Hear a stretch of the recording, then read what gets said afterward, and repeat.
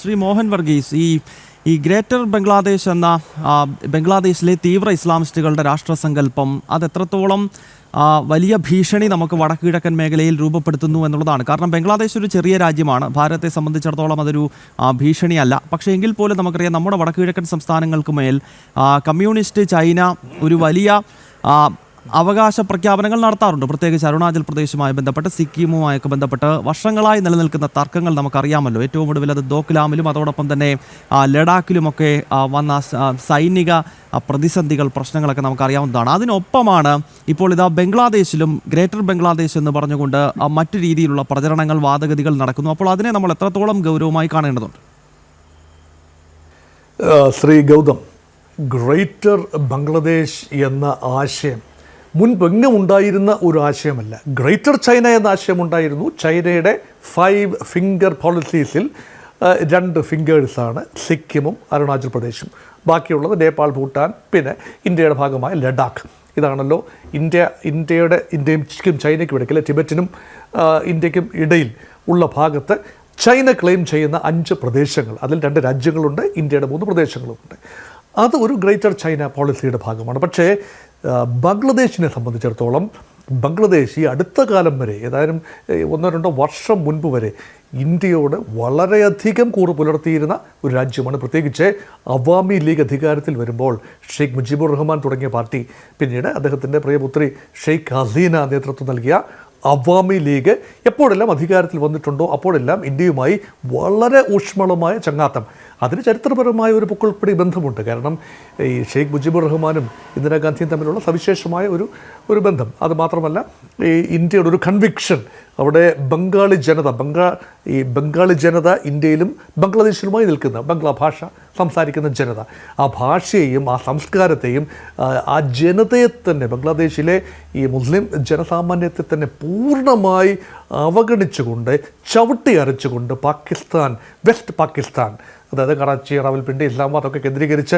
West Pakistan തേരോട്ടം നടത്തിയപ്പോൾ ബംഗ്ലാദേശിനെ മോചിപ്പിക്കാൻ ഇന്ത്യ വന്നത് ഇന്ദിരാഗാന്ധിക്ക് ചില രാഷ്ട്രീയ നേട്ടം, 71 തെരഞ്ഞെടുപ്പിൽ രാഷ്ട്രീയ നേട്ടം ഉണ്ടാകാൻ വേണ്ടി മാത്രമാണ് എന്നൊക്കെ പറഞ്ഞാൽ അതെങ്ങനെയാണ് ചരിത്രത്തിൻ്റെ നിഷേധമല്ലേ? അതൊക്കെ എങ്ങനെയാണ് നമ്മൾ അംഗീകരിച്ചു കൊടുക്കുക? അതൊക്കെ പ്ലെയിൻ ഹിസ്റ്ററി അല്ലേ? അപ്പോൾ ആ ഒരു നന്ദി വേണ്ട, കടപ്പാട് വേണ്ട, പൊയ്ക്കോട്ടെ.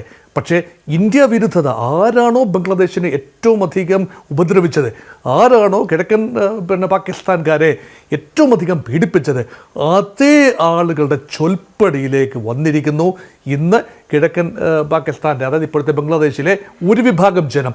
ആ ജനം, ബംഗ്ലാദേശിലെ ജനത പൂർണ്ണമായി പാകിസ്ഥാൻവൽക്കരിക്കപ്പെട്ടു, അല്ലെങ്കിൽ ഇസ്ലാമവൽക്കരിക്കപ്പെട്ടു, അല്ലെങ്കിൽ ഇന്ത്യ വിരോധത്തിൽ നിൽക്കുന്നു എന്നൊന്നും എനിക്ക് ചിന്തിക്കാനാവില്ല ഈ സമയത്ത്. പക്ഷേ ഗ്രേറ്റർ ബംഗ്ലാദേശ് എന്ന ആശയം അതീവ വിനാശകരിയായ ഒരു ആശയമാണ്. ആ ആശയത്തിൻ്റെ മുഖ്യ പ്രയോജകനായ ആൾ തന്നെയാണ് ഒമർ എന്ന് പറയുന്നത്, ഇപ്പോൾ വെടിയേറ്റ് മരിച്ച ഒമർ ഹാദിക്ക് തീർച്ചയായും ഇങ്ങനെ ഒരു വൈകല്യം, 32 വയസ്സ് മാത്രമേ ഉള്ളൂ, യൂണിവേഴ്സിറ്റി വിദ്യാർത്ഥിയായിരുന്നു, ബംഗ്ലാദേശ് ഷെയ്ഖ് ഹസീനയ്ക്കെതിരെയുള്ള പ്രക്ഷോഭത്തിൻ്റെ കുന്തമുനയായി നിന്ന ആളാണ്. ആ ആൾ രൂപീകരിച്ച ഒരു സംഘടന, ഒരു സോഷ്യോ കൾച്ചറൽ ഓർഗനൈസേഷനാണല്ലോ ഇൻഖിലാബ്, അല്ലേ? ഇൻഖിലാബ് മഞ്ച് എന്ന് പറയുന്ന സംഘടന. ആ ഇൻഖിലാബ് മഞ്ചിൻ്റെ ലേബലിൽ അതൊരു പൂർണ്ണമായൊരു രാഷ്ട്രീയ പ്രസ്ഥാനമല്ല, അത് മഞ്ച്. അപ്പോൾ അതൊരു സാംസ്കാരിക ഒരു സമിതി കൂടിയാണ്. പക്ഷെ ആ സംസ്കാരത്തിൻ്റെ മറവിൽ ആ സംഘടനയ്ക്കുള്ളിലേക്കും അതുപോലെ മറ്റ് രാഷ്ട്രീയ കക്ഷികൾക്കുള്ളിലേക്കും എല്ലാം തന്നെ റാഡിക്കൽ ഇസ്ലാമിസ്റ്റ് എലമെൻറ്റുകൾ ഇരച്ചു കയറുന്നൊരു കാഴ്ചയാണ് 2024 മധ്യത്തോടുകൂടി, ജൂൺ, ജൂലൈ, ഓഗസ്റ്റ് മാസം കണ്ടത്. അത് കരുതിക്കൂട്ടിയുള്ളൊരു നീക്കമാണ്. ഇത് തിരിച്ചറിയാൻ ഇന്ത്യ സ്വല്പം വൈകി എന്നുള്ള യാഥാർത്ഥ്യമാണ്. അത് തിരിച്ചറിഞ്ഞെങ്കിലേ പറ്റൂ. പക്ഷേ വൈകി എങ്കിൽ പോലും ഭാരതം അത് പൂർണ്ണമായി തിരിച്ചറിഞ്ഞു. അവരുടെ ലക്ഷ്യമെന്ന് പറയുന്നത് destabilise India through the chicken neck.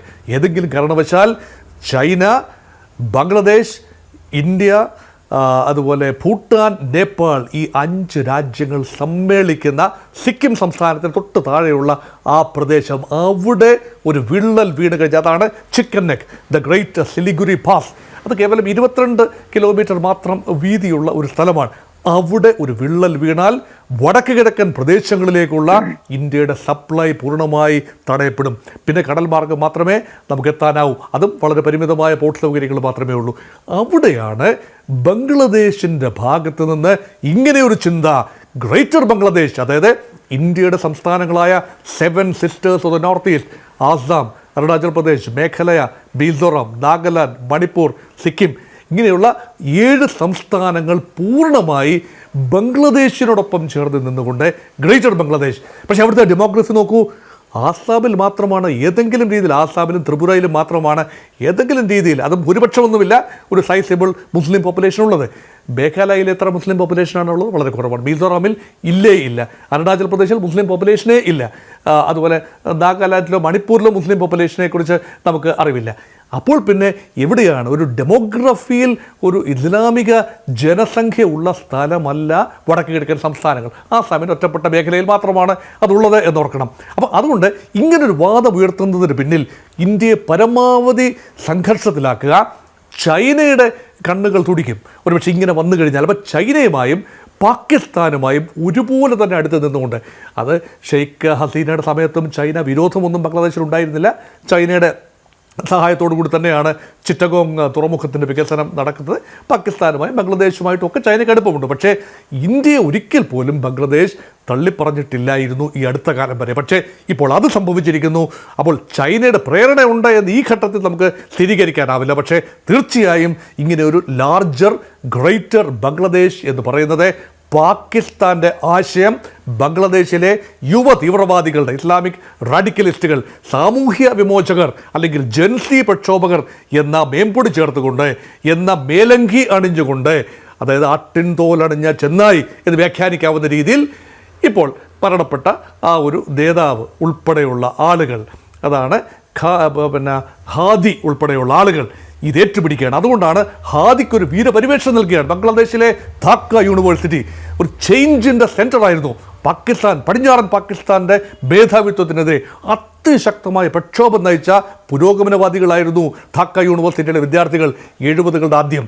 അതിനുശേഷം പിന്നെ പല ആവർത്തി പുരോഗമനപരമായ പല ലെജിസ്ലേഷൻസിന് വേണ്ടിയും വാദിച്ച ബംഗ്ലാദേശിലെ ധാക്ക യൂണിവേഴ്സിറ്റിയുടെ വിദ്യാർത്ഥികൾ ഇന്ന് അവിടുത്തെ പ്രധാന ഹാളിൻ്റെ പേര് ഷെയ്ഖ് മുജിബുർ റഹ്മാൻ ഹാൾ എന്നത് മാറ്റി ഹാദി ഹാൾ എന്ന്, ഒമർ ഹാദി ഹാൾ എന്ന് നാമകരണം ചെയ്തു. അപ്പോൾ ചരിത്രത്തിലെ ഒന്നാന്തരം ഏടുകൾ എല്ലാം തന്നെ ചിന്തി മാറ്റി, ചരിത്രത്തിൻ്റെ നല്ല ഒന്നാന്തരം ദീപ്തമായ ഓർമ്മകളെല്ലാം ചിന്തി മാറ്റി വ്യാജ ചരിത്ര നിർമ്മിതി ബംഗ്ലാദേശിൽ ഉണ്ടാക്കുന്നു.